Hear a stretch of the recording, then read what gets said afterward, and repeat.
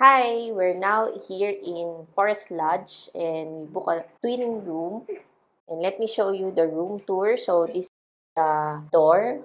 We're staying at room 244 and then beside the door you have the card key for the electricity. And then there's a full-length mirror here.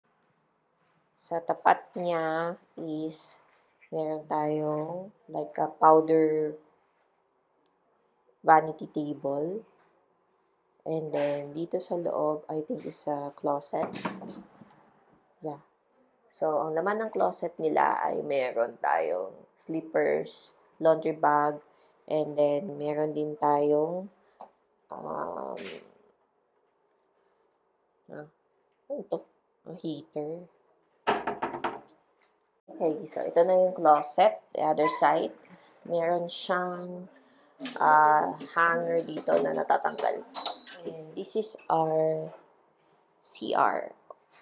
So, ang amenities, we have amenities such as the dental kit, shower cup, comb, hand soap and lotion, and then may bidet. And then there's a separate shower room. So, yung shower room niya is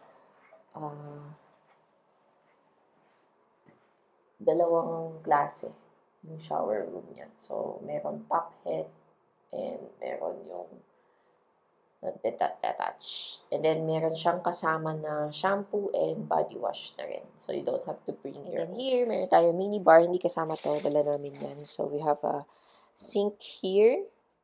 Tapos, meron tayong mga snacks. Mini bar.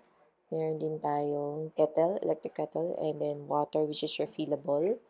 And then, we have here the mini fridge. Here inside, may trash can pala yun. So, yan. Syempre, may bayad yan.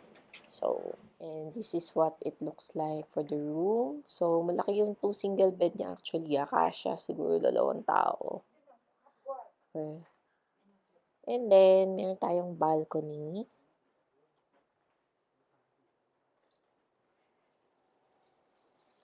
Ay, kumakain na kayo. Oh, and we have a view. And that's the Forest Lodge room for twin. Bye-bye.